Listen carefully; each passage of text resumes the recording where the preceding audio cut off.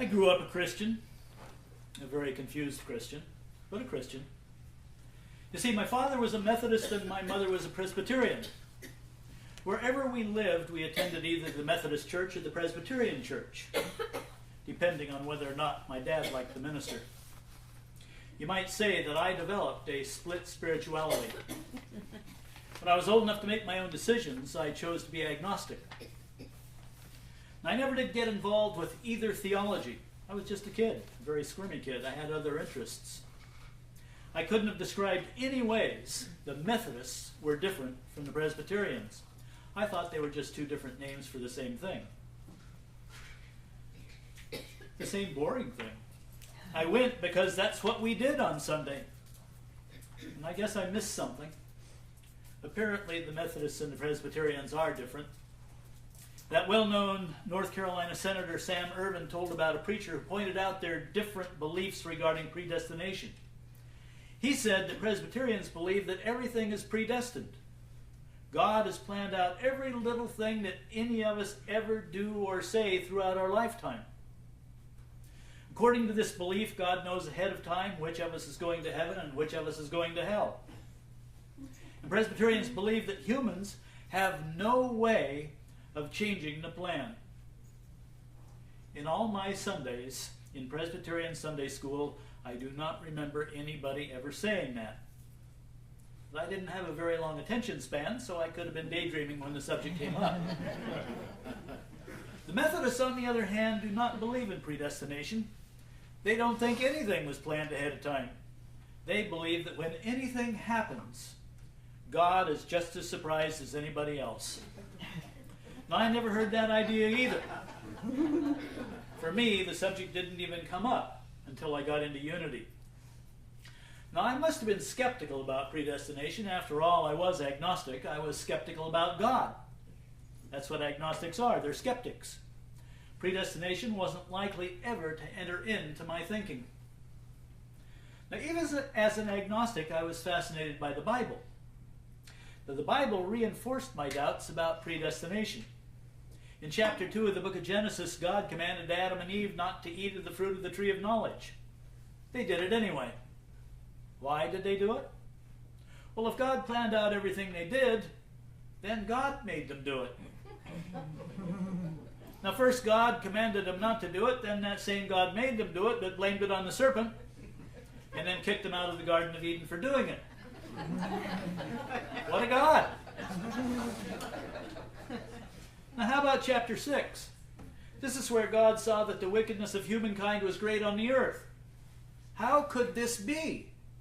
If God had been pulling all the strings, God made them wicked. Then God carried out the first act of genocide, sparing only the family of Noah. What a God. Now, I was saved from all this confusion by Unity teaching. Unity was a great fit for me because it allowed me to believe in God and still be a skeptic. Now, I learned to believe in predestination, but not the kind where God pulled all the strings. You see, Unity taught me that God created me in its own image and likeness. I'm just loaded with God characteristics. According to Unity's co-founder Charles Fillmore, I've got 12 of those characteristics. I know I've got them. And I'm affirming that you've got them too. All human beings are related that way. We've all got those 12 God characteristics. Charles Fillmore called them the 12 powers of man. And I'm sure Charles meant to include women as well. Using the term man to mean humankind was just the way of the time. And I'm sure that Myrtle probably mentioned it. In a nice way, I'm sure. Now, you all know what those characteristics are. They get described in this sanctuary every Sunday one way or another. Now, we don't always call them by name, but we do talk about them. Faith, strength, judgment, love, power, imagination, understanding, will, order, zeal, renunciation, and life. Those are the 12. Sound familiar? Well, I've got them all. You've got them all. Even what's-her-name's got them all. Fill in the blank if you like. We've all got them, even if it doesn't always show. Now, the reason it doesn't always show is because God does not pull all the strings. God has not planned out everything we say or do. God has planted these gifts in a place where we have to go out of our way to find them. Our consciousness. It's a choice we make, or not. Now, I know you've all checked into your consciousness lately, but I'll bet you know some people who haven't. Now, one of the best ways to understand the 12 powers is to ask yourself, which of the 12 is most important? Which of the powers do you believe is most important? Think about it. Faith, strength, wisdom, love, power, imagination, understanding, will, order, zeal, renunciation, or life? It's not an easy question to answer, is it? But the most frequently mentioned is the power of love. How many times have we affirmed that God is love? Now, I don't have a good argument against the importance of love, but do you know anybody who has not backed up their love with wisdom? I've been there, done that. What about love without zeal or enthusiasm? Been there, done that too. Faith and wisdom get mentioned a lot too. Well, what's faith without wisdom? Y'all know people who have faith in Murphy's Law. Their faith would have them believe that if anything can go wrong, it will go wrong. That's faith. Now, we usually end up concluding that all 12 of the powers are equally important because they all rely on each other. So I cannot tell you that one is more important than all the rest, but I can tell you that I do have a favorite. I doubt you can guess which one it is. Your favorite does not have to be the same as my favorite. It's a very personal preference. I like power. Now, it sounds funny calling it the power of power, so we usually refer to it as the faculty of power. Now, the faculty of power is easily misunderstood. The concept used to be part of my past wife experience. What's-her-name and I had more than one discussion on power. She wanted power, and I didn't care about it one way or the other. Neither one of us knew what we were talking about in a spiritual sense. We both thought power was the ability to make other people do what you wanted them to do. You know who liked the idea, and I didn't. Have I mentioned that she had a challenger personality and I have a peacemaker personality? As I said, neither one of us had the right idea. I was probably even further out in left field because I didn't know that power was a desirable characteristic, nor did I know that I was imbued with it. And it took me a while to catch on because the descriptions I read all confused me. I wondered, why am I not getting this? Then one day it hit me. I saw my answer first in a little book titled How to Use Your 12 Gifts from God by a New Thought minister named William Warch. He said, power is not for controlling other people. Power is my ability to change my thoughts and feelings. And this implies that I have choices. So much for predestination. Now, it means that I can choose my thoughts and emotions. And I consider this one of the greatest powers I've been given. You and I and everyone else have freedom of choice. Other rights can be taken from us. But I am the only one in charge of what I think and feel. To me, this is the true faculty of power. Now, here's why I like the power faculty so much. I have the other 11 powers, but by themselves, all they are is potential. They don't mean a thing until I choose to use them. Now, last week on Easter Sunday, Reverend Catherine spoke to us about resurrection. That was an appropriate topic for Easter, but resurrection is an appropriate topic for any day. There is no day when we cannot wake up and begin again. And that was Catherine's message. Now, the book of Genesis tells us that all humankind are created in the image and likeness of God. For much of my life, I overlooked that verse. And I'm thankful that it was reinforced by Unity's second foundational principle. We recited it this morning. Human beings have a spark of divinity within them, the Christ Spirit within. The very essence is of God, and therefore they are also inherently good. Now this is all about you and me. This is our original, undying state. That's who I am, that's who you are. That's who what's-her-name is. We already know that divinity doesn't always show up in some people. No, I'm not naming any names, but you know who they are. And that's where resurrection comes in. Charles Fillmore defined resurrection as the restoring of mind and body to their original, undying state. There is no time when those unnamed individuals cannot begin again. And I'm still not naming any names, but those unnamed individuals could be any one of us. The resurrection begins with making choices. Each one of us must make the choice. Now, fortunately, each one of us has the freedom to make that choice. God does set the stage, but God does not pull the strings. We play our roles in God's production, or we ad lib according to our egos. Guess which way offers the best chance for us to star in the show? In her book, Your God-Given Potential, Reverend Winifred Hausman gives us a useful affirmation.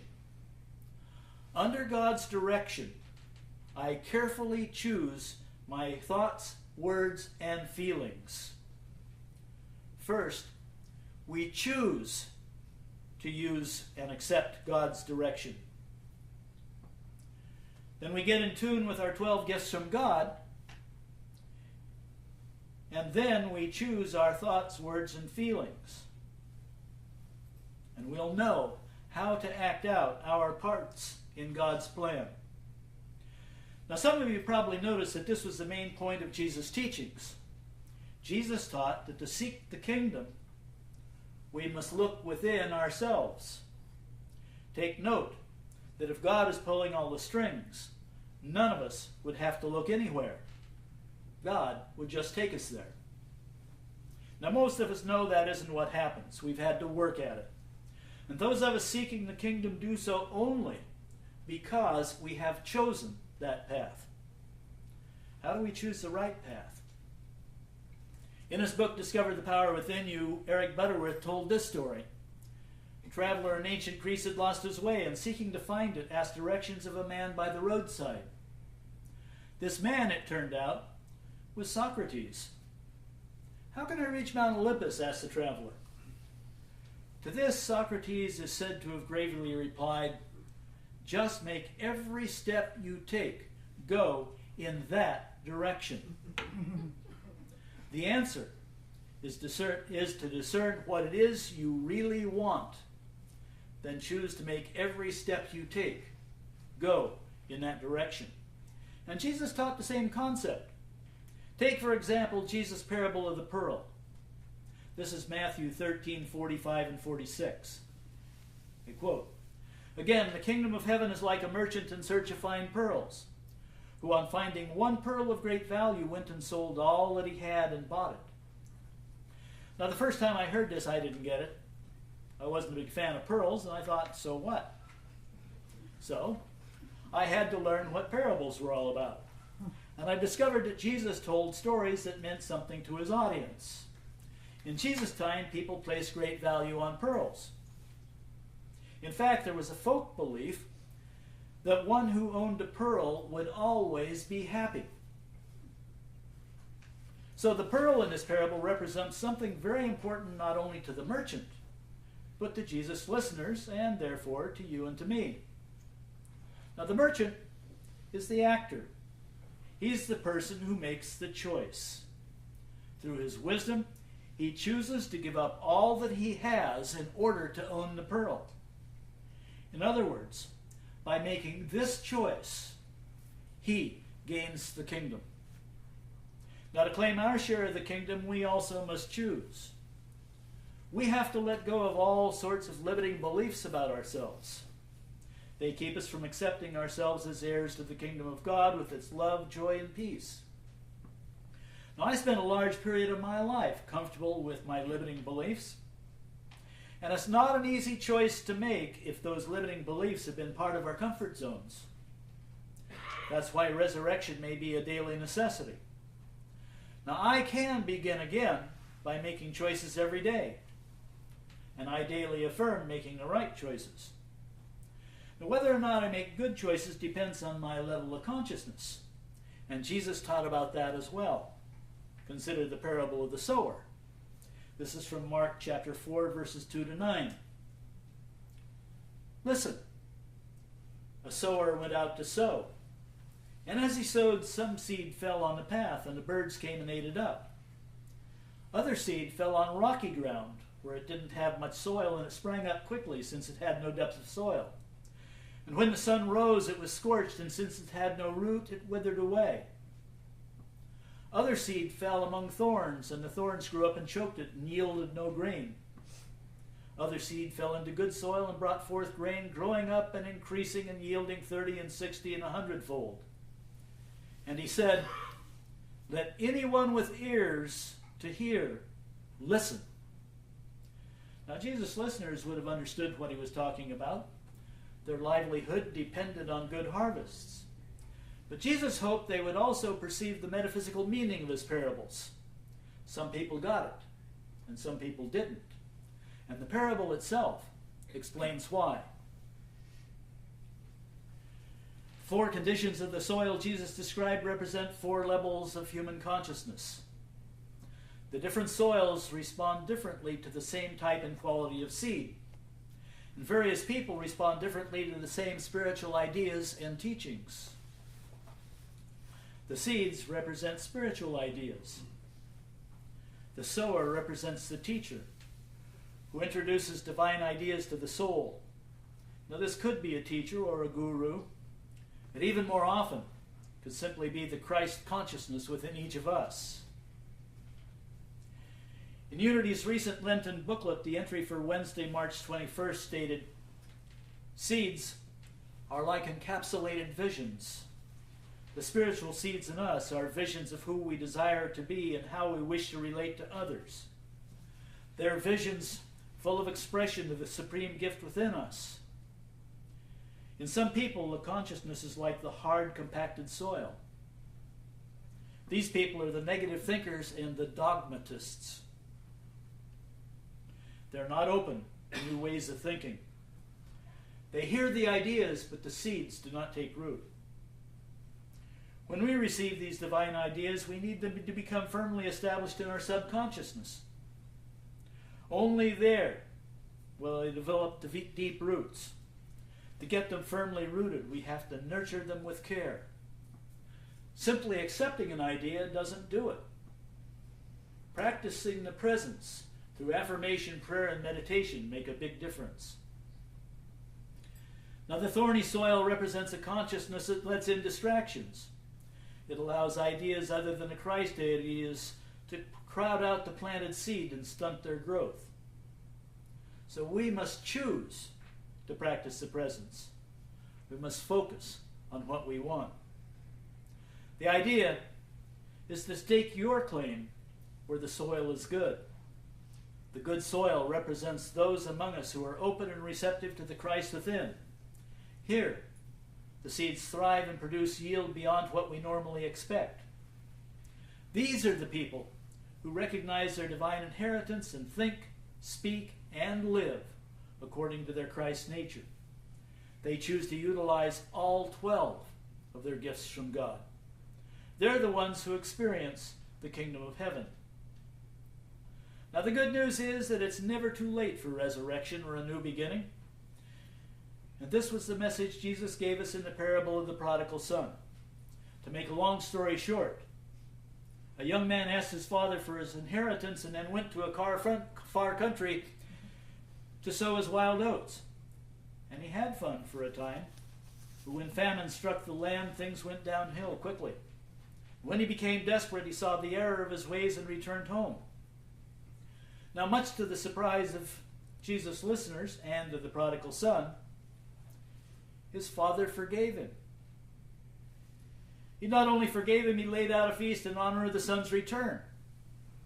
Now, the parable doesn't approve the dissolute life, nor does it minimize the negative results. Makes no excuse for the bad judgment of youth.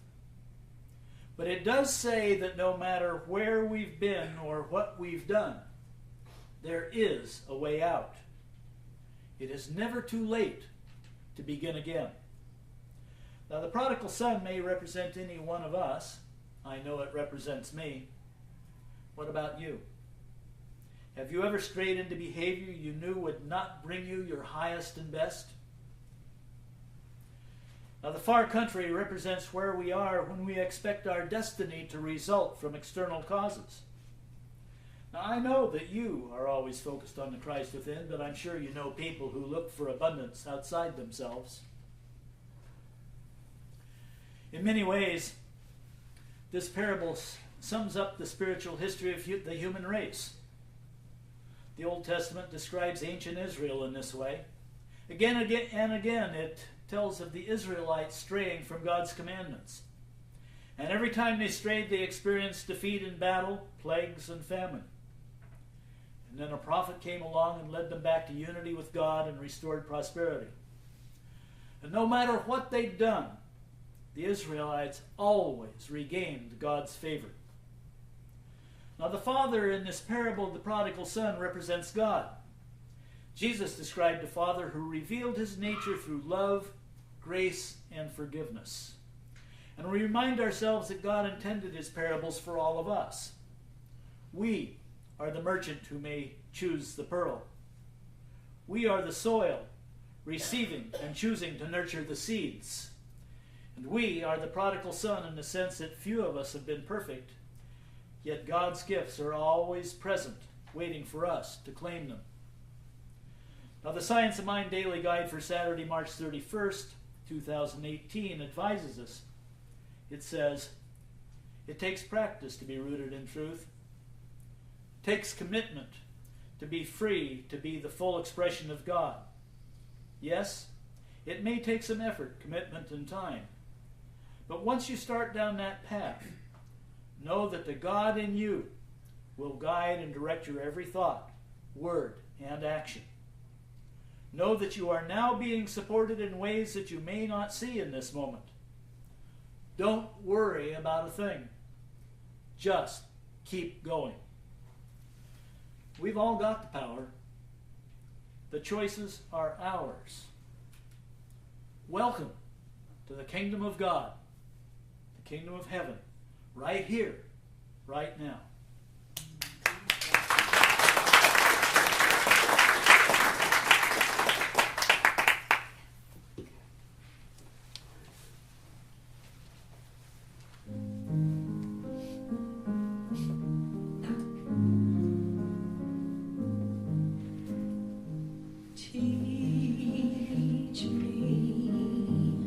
Teach me to pray. My heart is open wide. My cares are swept away. Oh Spirit, teach me to pray. Teach me to live in grace. Wash my grief away.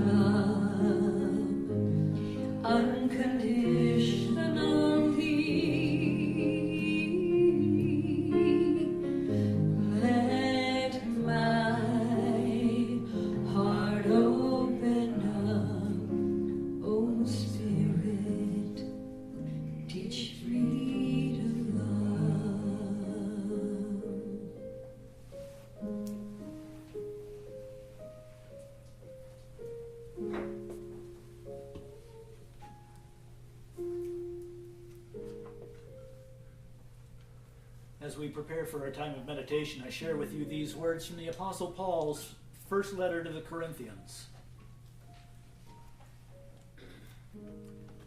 For what human being knows what is truly human, except the human spirit that is within? So also no one comprehends what is truly God's, except the Spirit of God. Now we have received not the spirit of the world, but the Spirit that is from God, so that we may understand the gifts bestowed on us by God. And we speak of these things in words not taught by human wisdom, but taught by the Spirit, interpreting spiritual things to those who are spiritual. And if you've not already done so, I invite you now to become quiet, relaxed, and comfortably supported in your chairs. Shift your consciousness from the spirit of the world to the spirit that is from God.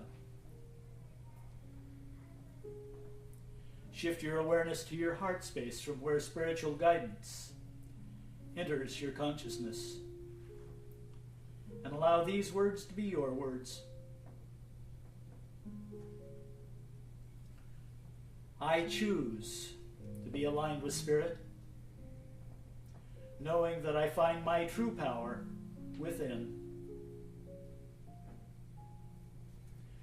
Guided by Spirit within, I claim the freedom to express my full and glorious potential.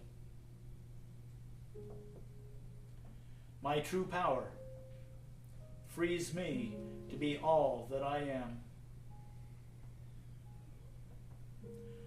I am imbued with the same creative power and intelligence that created all there is. I claim the right to be the author of my story. No matter what happens, I choose the meaning I give to events in my life. I am free to love, to laugh,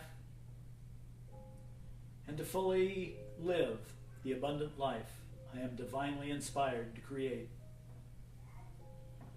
Choice by choice, I bring into awareness a state of mind that Jesus described as the kingdom of heaven. My life is a reflection of my expectations, and for this day, I expect good. What may seem new has always been available. It is revealed as I open myself to Spirit, now, in the silence.